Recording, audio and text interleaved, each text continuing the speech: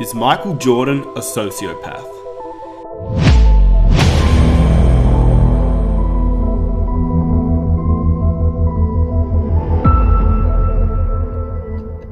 This has been a question that has been debated throughout Jordan's career.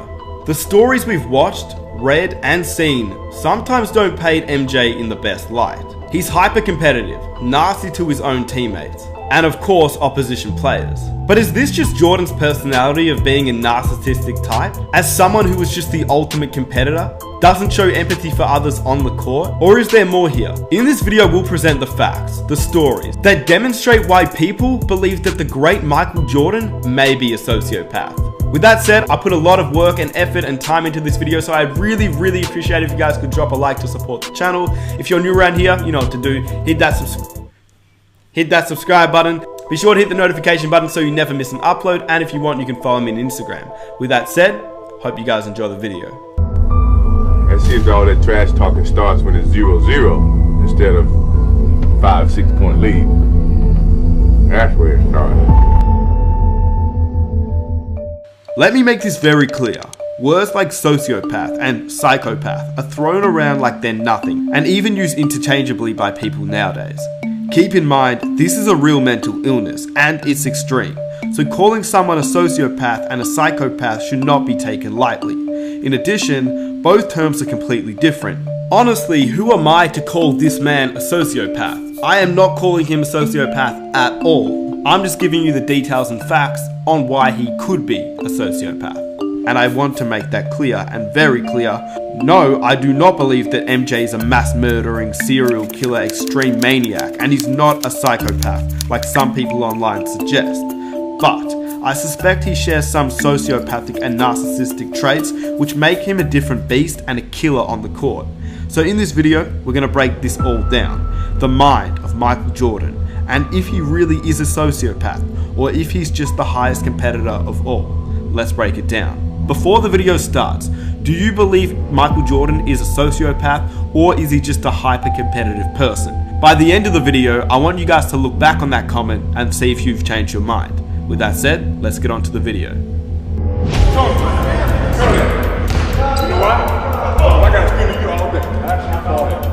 And every day in practice was like that to me. It was a competition. So, to start off with the basic premise of the video, what really is a sociopath? According to Healthline and medically reviewed by Professor Timothy J. Legg, a sociopath is a term used to describe someone who has antisocial personality disorder, ASPD. People with ASPD can't understand others' feelings. They'll often break rules or make impulsive decisions without feeling guilty for the harm they cause. People with ASPD may also use mind games to control friends, family members, co-workers, and even strangers. They may also be perceived as charismatic or charming. In addition, the new edition of the Diagnostic and Statistical Manual of Mental Disorders, DSM-5, says that someone with ASPD consistently shows a lack of regard for others, feelings or violations of people's rights, and people with ASPD may not realize that they have these behaviors. They may live their entire lives without a diagnosis. According to the Hare Psychopathic Checklist, developed in the 1970s by Robert Hare, a Canadian professor and researcher renowned in criminal psychology, which is a diagnostic tool to use and rate a person's psychopathic or antisocial tendencies. The checklist looks somewhat like this. There are different parts, and it's uncommon for a sociopath or a psychopath to have all tendencies, but they may only possess a few. So that's basically the rundown of what a sociopath may look like and the tendencies they possess. But does MJ really have some of these tendencies? He said some things to me that I really didn't like, and I couldn't take it. If you let him ride you, he would ride you to the moon. He would ride you right out of the NBA and out of your mind. To further state what I said previously, in no way, shape or form is this video trying to diminish MJ and his legacy. The man is the greatest of all time. He's unmatched in competitiveness, even by Kobe in my opinion. I think Jordan was just on a whole nother level. He was ruthless. He's an offensive assassin who never shied away from anything. Because of his hyper-competitive nature, Jordan was never afraid of voicing his opinions or getting in people's faces, and even fighting with teammates. He wasn't afraid of being frowned upon if it brought him success. So it comes as no surprise that there are countless stories from teammates and opponents that prove just how savage Jordan reportedly was. I'm not going to go through each and every story that's out there, but the stories in the video showcase some of his sociopathic tendencies and narcissistic tendencies, which is a mental condition in which people have an inflated sense of their own importance, a deep need for excessive attention and admiration. They have troubled relationships and a lack of empathy for others. So, the first story shows a lack of empathy. Johnny Batch, who was the assistant coach for the Chicago Bulls, said this about Jordan and how hard he would be on his teammate BJ Armstrong, who was a sensitive person. Batch said, BJ Armstrong, very talented player, but unbelievably sensitive. Jordan used to tear him apart every minute. If BJ missed 2 shots in a row on passes from MJ, Michael would walk to the bench and say, get his ass out. And he wasn't the only teammate that Jordan would go at. He would also bully Bill Cartwright. When the Bulls let go of Charles Oakley, they brought in Bill Cartwright. Jordan resented the loss of his friend and took it out on Cartwright and not the front office. Jordan called him Medical Bill and would intentionally throw impossible to handle passes at him in practice to draw attention to what he perceived to be his bad hands. He also religiously yelled at teammate Rodney McRae. When asked by Sports Illustrated, a former teammate of MJ had this to say, "He's the most viciously competitive player I've ever seen. That's what makes him, I think, the greatest player ever.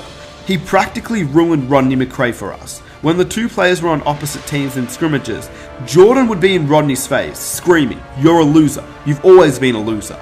Rodney can hardly put up a jumper now. McRae ended up retiring that season." These were all his actual teammates, not opposition players. And I didn't even include the time he punched Steve Kerr in the face at practice, the time he drafted Kwame Brown, who was an 18-year-old kid at the time, and according to multiple sources, Jordan would say and do everything he could to Brown in order to make him cry in front of the team. And it worked. Unlike so many players before him, Kwame never recovered. Do you have a gambling problem? No, I enjoy it. It's a hobby. If I had a problem, I'd be starving. I'd be hawking this watch. My championship rings, I would sell my house. I would do this. My wife had left me, or she'd be starving, or my kids would be starving.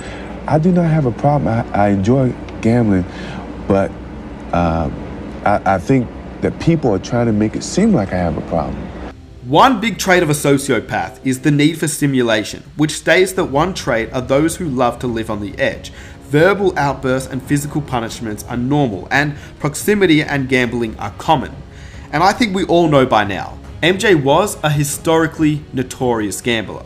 He had an addictive personality, and gambling controlled a lot of his life. He used to cheat his own teammate Scottie Pippen out of money too.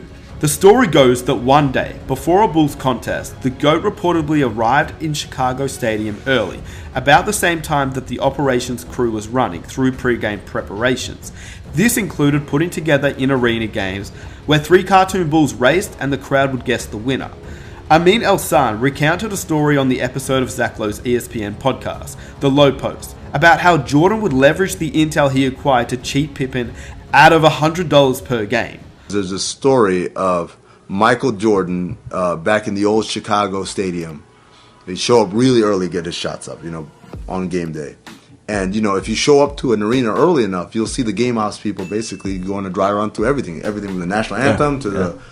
And one of the things they have is, that thing where it's like the 3 bulls or 3 whatever flying and who's going to win. And they, And so Mike is watching this, is like, oh, you guys already know? And the guy says, yeah, it's all pre-recorded. He's like, all right, so you know who's going to win tonight, right? And he says, yeah, the red one. He's like, all right, cool. Fast forward, game, timeout, Phil's drawing up some play. Mike goes to Scott, he said, $100 the red one wins. No, I was going to say, there's no way this doesn't involve wagering. Yeah. And then proceeds to do this for the rest of the season. And Scotty never catches on. Come on, Scotty. Never catches on. Like, how is he always making the right one? Now, I get it. $100 per game is not a lot of money. But that's not the point. The point is the premise of cheating your own friend and your best teammate out of money. It's pretty ruthless nevertheless. Whether it's $1 or $100,000, cheating your own friend out of money, it's pretty savage. And even if you don't believe that $100 meant a lot, well, how about this story? Once he cheated an old lady at a game of cards. Former UNC men's basketball coach Buzz Peterson once recalled inviting Michael Jordan over to his house, where he played a friendly game of cards with his mother. Buzz also recalls witnessing Michael trying to cheat while she left for the bathroom. Just like his game on the court, Jordan goes at all costs to win, money on the line or not. Come on now, you can't tell me that's not ruthless. She was an old lady and he was trying to cheat. Or how about the story of Chuck Daly and MJ? Chuck Daly got the win at golf over MJ by 1, and MJ fumed over that loss. The next morning at the crack of dawn, Jordan rang Chuck Daly's room, getting no response. He then went directly to Daly's room and knocked. Then he started to pound the door. He wouldn't go away until he got his rematch. He ended up getting it and he ended up winning by a shot. But Jordan could not accept losing. And while it made him the greatest basketball player of all time, it reportedly brought out petulant and disagreeable behavior. For Jordan, golf was only one part of the whirlwind schedule, which his teammates were discovering was just the way he liked it. What are you doing today, M-Drive? What you gonna do? You want to sleep? I remember thinking that. Does this guy ever sleep? Golf, 36 holes. I'm playing it tomorrow too. He would do more things and be ready to practice and play as much as anybody. Michael Jordan. The thing that I remember the most was going out and playing golf with Michael Jordan before a game. And I thought, and I'm going to be exhausted tonight. And Michael just had ridiculous energy and was phenomenal. I felt like I was running in quicksand a little bit. And so, it gave me a whole nother level of respect for kind of the freak of nature that he really is. Grab that plate of food, Jim. We played cards in Magic Room till 5 o'clock in the morning pretty much every night. It was so much fun. Right, homie? Yeah, I'm tired. He's like a bionic guy, or he'd play cards, play golf, play basketball. Jordan going all the way. I don't know when he ever slept. Finally, after a ball game, he was just lying down. And I looked at him, I said, I think that's the first time he's gone to sleep on the whole trip.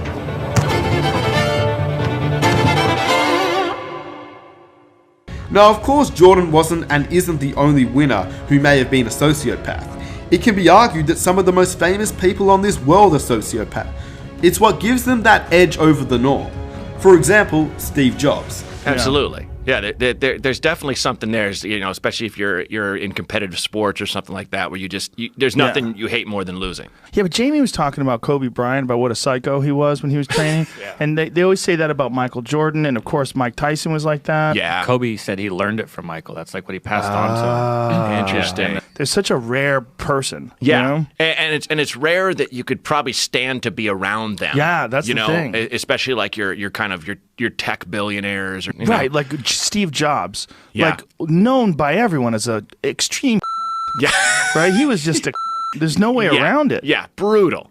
Do you remember that video? There's a video. It's he's demonstrating an Apple product, and he can't get this camera to work, and he's pressing all these buttons. It doesn't work, and he throws it at the engineer with this like pursed lips. And he's like, "Here, you fix it. See if you can get it to work." Yeah, like, he just wants you fucking loser. I'm in front of 1 million people. Yeah, and he can't. He can't lose his mind. This article reads, Steve Jobs seems to have been sociopathic, psychopathic, and narcissistic, or a cocktail of three. The evidence is overwhelming on this point. Before Apple began as a company in 1976, Steve Jobs screwed his Apple co-founder Steve Wozniak over fees and bonuses that Atari paid Jobs to design a chipset for the game Breakout. Jobs arranged the deal with Atari and then gave his work to his good friend Woz, with a promise of a 50-50 revenue split. When it all settled out, Jobs kept $4,250 and only gave Wozniak $750. Jobs then lied to Wozniak about the payout amount. Come on, does that not sound like something MJ would do? It sounds like the same type of person, just within another job. They're both living legends who just had that killer instinct and needed to win at all cost. Steve Jobs went furious at his employees, and so did MJ on his teammates. It's the risk-taking, the gambling, the dominance and trash talk, his overall charm, and the way that he was immensely cruel for the feelings of others, especially his own teammates. It just makes me question how much of the trait fits into becoming a sociopath. But at the same time, he was productive, successful, and clearly able to be around people. He didn't have a lot of friends, but he had a lot of competitors who ended up being cordial later down the line. He was a functioning human being that reached the highest level in his profession. He was able to know when to pass the ball to win a game, even to the same teammate he would punch in the face. He genuinely tried to make his teammates better. He comes up, I'll be ready. In situations like that. Michael in traffic to curl, 15-footer. Despite sometimes being hard on them. So in the end, one can speculate. Is he really a sociopath? That's the question. And I hope you guys enjoyed the video. Let me know what you think down below in the comment section. Do you believe that Michael Jordan is really a sociopath? Or do you believe he's just an ultra competitive person? Let me know down below. With that said, it's been your boy Nick Smith. If you enjoyed the video, be sure to leave a like. Subscribe if you're new, hit the notification button, and follow me on Instagram. With that said, I am out. Peace.